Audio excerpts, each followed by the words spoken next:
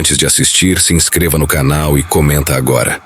Você entraria em um castelo onde ninguém consegue dormir à noite?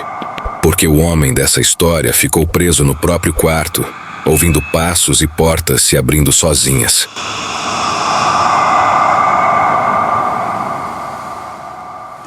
E o que foi registrado ali ainda não tem explicação. O castelo parecia silencioso demais para um lugar que ainda estivesse vivo. Não havia vento cruzando os campos ao redor, nem o som distante de animais noturnos. A estrutura de pedra escura se erguia como uma sombra fixa contra o céu cinzento da Escócia. Imóvel, antiga, carregando um peso que não vinha apenas da idade, mas daquilo que havia sido esquecido ali dentro. Quando Gary Numan atravessou os portões pela primeira vez, sentiu algo que não soube explicar de imediato. Não era medo, não ainda. Era uma sensação de ser observado sem olhos visíveis, como se o próprio castelo estivesse ciente da presença de alguém novo em seus corredores. Durante o dia, tudo parecia suportável. A luz natural entrava pelas janelas estreitas, revelando paredes grossas, marcas de umidade antiga e detalhes arquitetônicos que denunciavam séculos de uso e reconstruções improvisadas. Funcionários locais explicaram que o castelo havia servido a muitos propósitos ao longo do tempo. Residência nobre, refúgio militar, local de confinamento durante conflitos regionais e, em períodos mais obscuros, abrigo improvisado para doentes e prisioneiros. Histórias fragmentadas, registros incompletos, nomes apagados pelo tempo. Nada oficialmente assombrado, nada que constasse em guias turísticos. Apenas um lugar antigo, isolado, esquecido pelo mundo moderno. Gary escolheu um quarto no andar superior, afastado das áreas centrais. Era amplo, com teto alto e uma lareira de pedra que já não era usada há décadas. A cama parecia pequena demais para o espaço, como se tivesse sido colocada ali apenas para cumprir uma função simbólica. À noite, quando as luzes foram apagadas, o silêncio se tornou algo quase físico, pressionando os ouvidos. Não era um silêncio tranquilo. Era denso, irregular, como se estivesse carregado de expectativa. A primeira noite passou sem incidentes claros, mas o sono foi fragmentado. Gary acordou várias vezes sem saber exatamente por quê. Em alguns momentos, tinha a impressão de que alguém havia passado pelo corredor. Em outros, sentia um deslocamento sutil no ar, como se algo tivesse se movido perto demais da cama. Não havia ruídos claros, apenas a sensação persistente de que o quarto não estava tão vazio quanto parecia. Na segunda noite, os sons começaram. Não foram gritos nem batidas violentas. Foram ruídos simples, quase domésticos demais para causar alarme imediato. Um estalo seco vindo da parede. O ranger lento de madeira, como passos cuidadosos tentando não serem ouvidos. Em determinado momento, Gary ouviu o som inconfundível de uma porta sendo fechada com força em algum ponto distante do castelo. O eco percorreu os corredores como uma onda, demorando a desaparecer.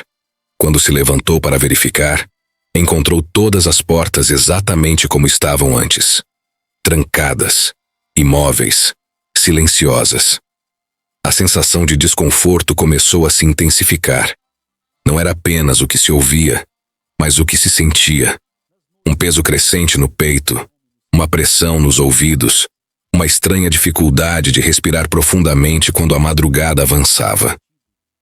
Gary passou a evitar sair do quarto após certo horário. Havia algo no corredor, algo na escuridão além da porta, que parecia rejeitar qualquer tentativa de circulação noturna. Na terceira noite, o castelo deixou de ser apenas estranho e passou a ser hostil. Por volta das 2 da manhã, Gary acordou com um som alto e abrupto, como se algo pesado tivesse sido arremessado contra a parede oposta ao quarto. O impacto foi seguido por um silêncio absoluto. Ao acender a luz, percebeu que um objeto havia caído da prateleira próxima à lareira. Nada explicava como aquilo havia acontecido. A prateleira era firme. O objeto estava bem posicionado. Não havia vento, Nenhuma vibração externa. Ainda assim, estava agora no chão, quebrado em pedaços irregulares, como se tivesse sido empurrado com intenção. Naquela mesma madrugada, algo ainda mais perturbador aconteceu. Gary ouviu claramente o som da maçaneta girando lentamente do lado de fora da porta do quarto. Não foi um ruído brusco. Foi deliberado, cuidadoso, quase paciente. A maçaneta se moveu uma vez. Parou, depois girou novamente, como se alguém estivesse testando se a porta estava destrancada. Gary permaneceu imóvel na cama, observando a porta como se qualquer movimento pudesse provocar algo pior. Quando o som cessou, não houve passos se afastando. Apenas o retorno daquele silêncio pesado, agora carregado de ameaça. Nas noites seguintes, os fenômenos se tornaram mais frequentes. Portas batendo sozinhas em alas distantes do castelo.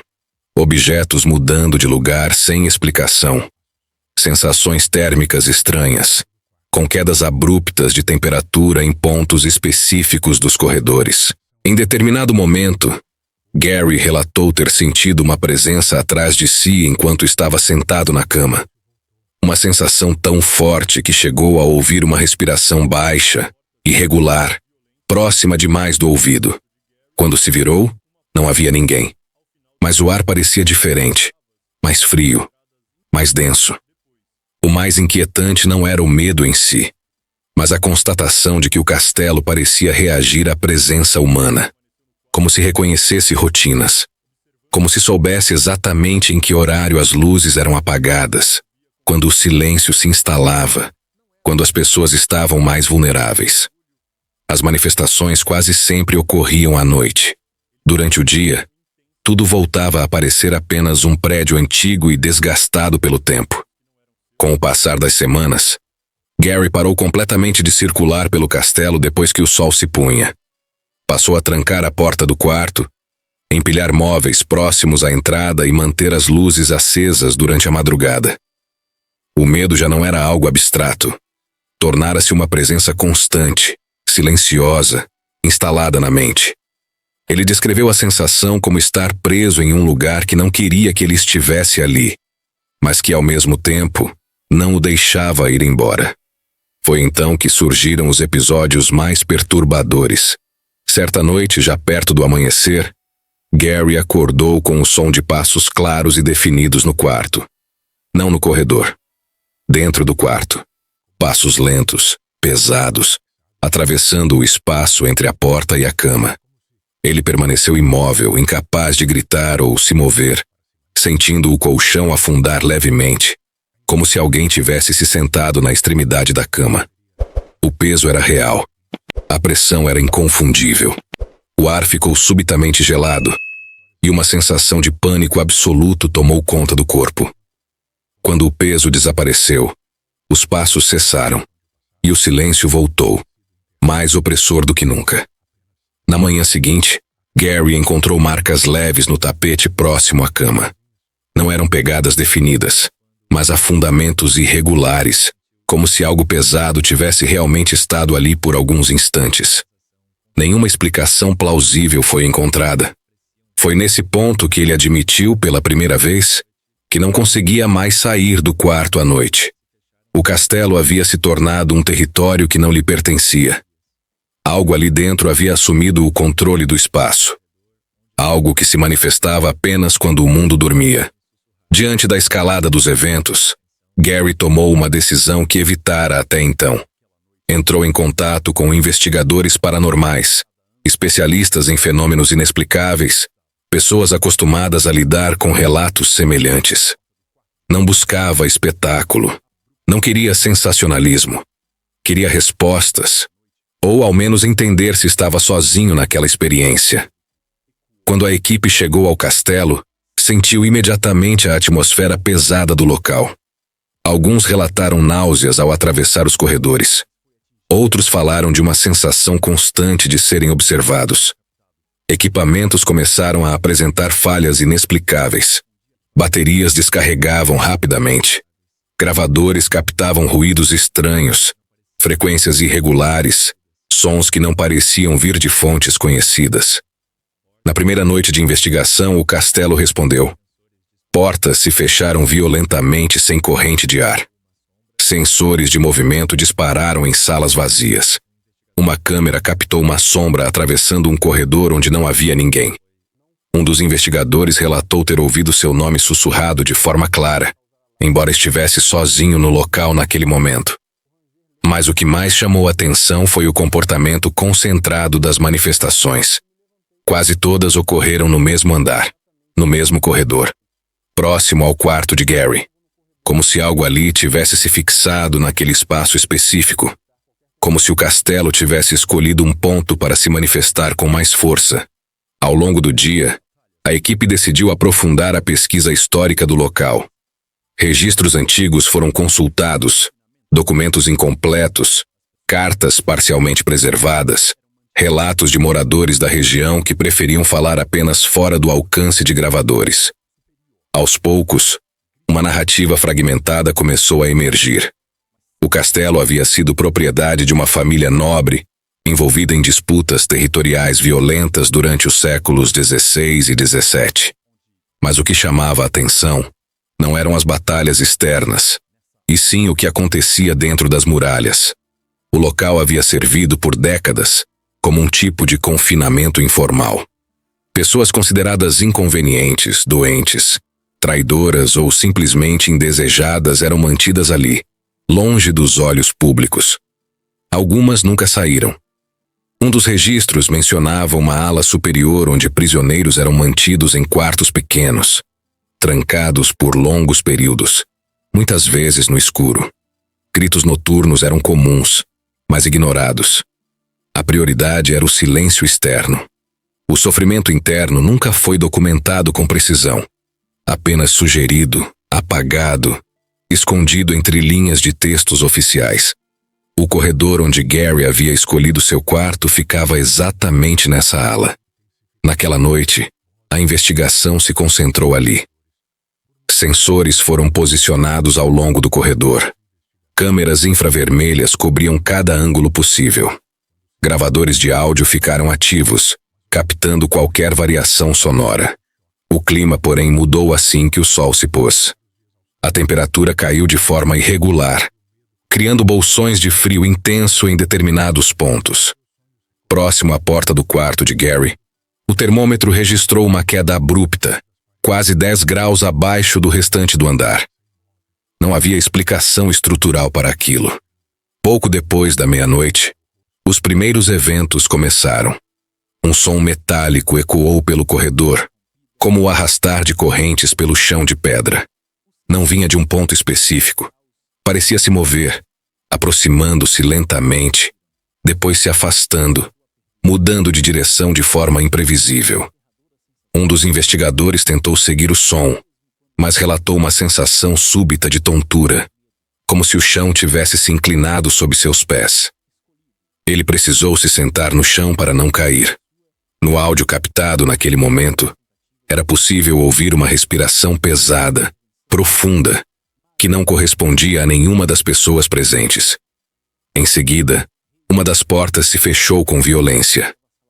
Não a do quarto de Gary, mas uma porta antiga ao final do corredor, que estava presa com travas de segurança. As travas foram encontradas intactas depois, mas a porta havia sido empurrada para dentro, rachando a madeira antiga. A força necessária para aquilo era significativa. Nenhuma corrente de ar, nenhum deslocamento estrutural poderia explicar. Gary permaneceu no quarto durante toda a noite, observando os eventos pelos monitores instalados ali. Ele descreveu a sensação como estar cercado por algo que se movia com intenção, não de forma aleatória. Cada barulho parecia calculado. Cada manifestação parecia um aviso. Em determinado momento, ele relatou sentir uma pressão intensa na cabeça, como se pensamentos que não eram seus tentassem se impor. Imagens fragmentadas surgiam sem aviso. Um quarto escuro. Uma porta trancada. Alguém chorando em um idioma antigo. O cheiro forte de umidade e sangue. Por volta das 3 da manhã, uma das câmeras captou algo que mudou o tom da investigação. Uma sombra atravessou lentamente o corredor, projetada contra a parede oposta. Não tinha forma definida, mas era alta, alongada, com um movimento que sugeria um corpo ereto. Não havia ninguém naquela área no momento. A sombra não correspondia a nenhum dos investigadores. Ela se deslocou até parar em frente à porta do quarto de Gary. Permaneceu ali por vários segundos. Então, desapareceu de forma abrupta. Imediatamente após o desaparecimento da sombra, a maçaneta da porta de Gary começou a girar com força. Não lentamente como antes. Desta vez havia urgência, agressividade. A porta tremeu no batente. Móveis posicionados atrás dela se moveram alguns centímetros, arrastados pelo impacto repetido. Gary entrou em pânico. Do lado de fora, os investigadores tentaram se aproximar, mas relataram uma resistência física estranha no corredor, como se o ar tivesse se tornado denso demais para atravessar. Um deles descreveu a sensação como caminhar contra uma corrente invisível. O ataque cessou tão abruptamente quanto começou. O silêncio que se seguiu foi ensurdecedor. Nenhum som, nenhuma vibração, apenas o ar pesado carregado de tensão. Ao amanhecer, a equipe encontrou marcas profundas na madeira da porta. Arranhões longos e regulares que não correspondiam a ferramentas nem a danos estruturais naturais. Pareciam ter sido feitos por algo tentando forçar a entrada. A partir daquele ponto, a investigação mudou de foco. Já não se tratava apenas de documentar fenômenos. Havia uma clara sensação de ameaça. A equipe começou a discutir a possibilidade de múltiplas presenças, ou de uma única entidade com forte ligação territorial. Relatos históricos sugeriam que alguns dos confinados naquela ala haviam enlouquecido antes de morrer. Outros teriam sido deixados ali até o corpo não resistir mais. A dor, o medo e o isolamento haviam impregnado as paredes ao longo dos séculos. Na noite seguinte, os fenômenos se intensificaram ainda mais. Vozes começaram a surgir nos gravadores. Não eram claras, mas tinham cadência humana. Algumas pareciam murmurar palavras em um idioma antigo. Outras repetiam sons que lembravam lamentos. Em um dos registros, uma voz sussurrou algo que, após análise, foi interpretado como um pedido de ajuda. Em outro, a palavra não foi repetida várias vezes, em tom desesperado. Um dos investigadores teve uma experiência particularmente perturbadora. Enquanto monitorava os sensores no corredor, sentiu uma mão tocar seu ombro com força suficiente para fazê-lo se virar bruscamente.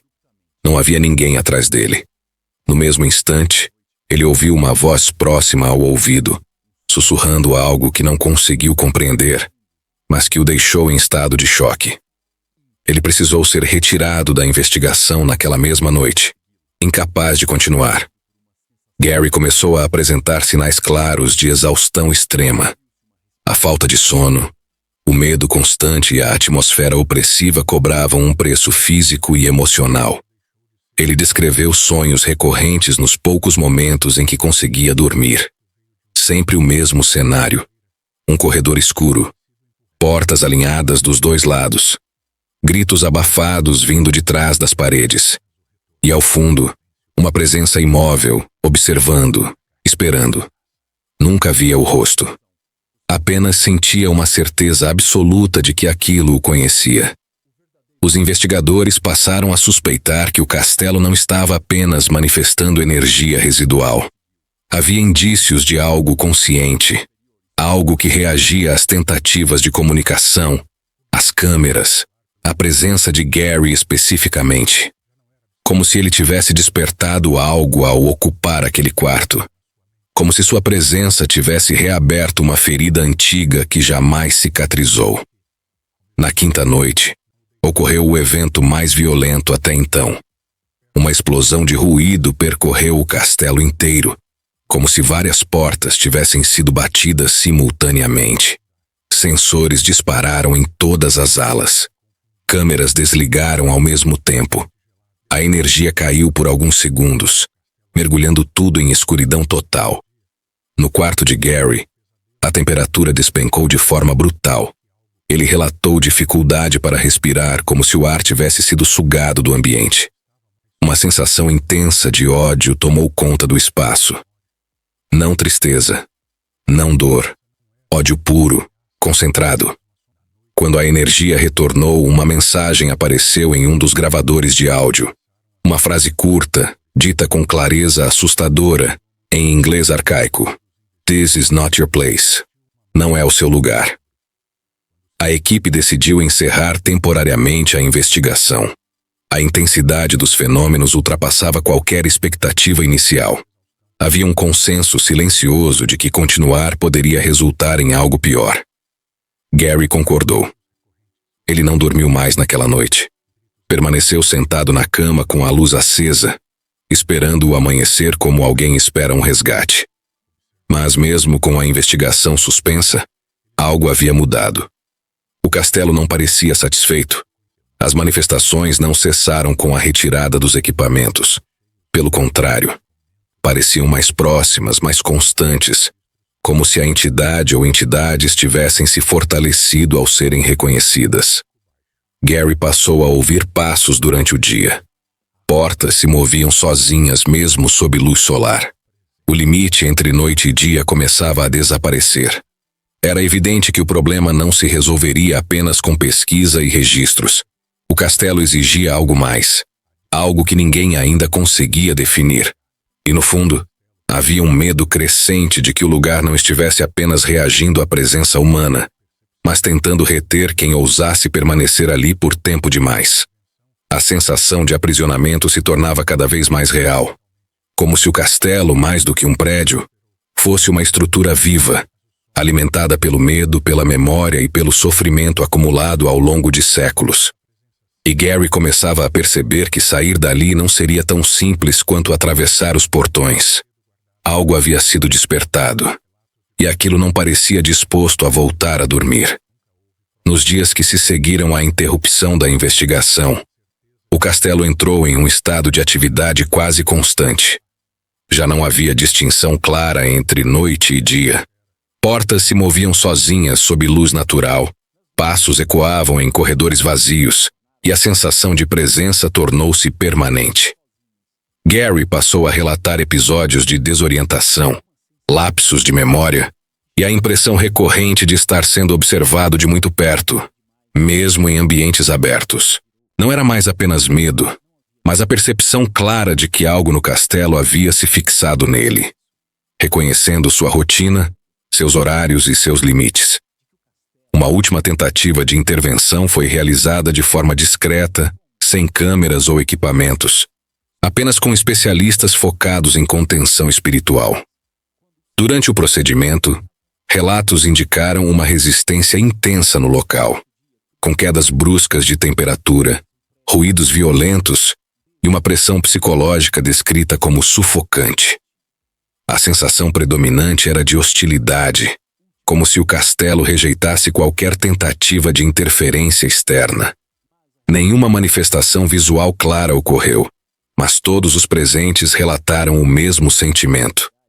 Não estavam lidando com uma presença isolada, e sim com algo profundamente ligado à própria estrutura do lugar. Após essa intervenção, os fenômenos diminuíram de intensidade, mas não cessaram completamente. Gary deixou o castelo pouco tempo depois, incapaz de permanecer ali por mais noites. Mesmo afastado, afirmou continuar tendo sonhos recorrentes com o corredor superior, portas trancadas e uma presença imóvel observando em silêncio. Até hoje, não há uma explicação definitiva para o que ocorreu naquele local. Nenhuma prova conclusiva, nenhuma confirmação científica. Apenas registros, testemunhos e a certeza compartilhada por todos os envolvidos de que algo ali nunca deixou o castelo. Algo que não precisa se manifestar com violência para ser sentido. Algo que permanece à espera, silencioso como sempre esteve, desde muito antes de alguém decidir chamar aquele lugar de lar. Se depois de tudo isso você ainda acha que o castelo estava vazio, comenta aqui embaixo. Agora, Se você acredita que algo ficou lá esperando a próxima pessoa entrar, se inscreva no canal, porque existem lugares que não precisam te tocar para nunca mais te deixar em paz.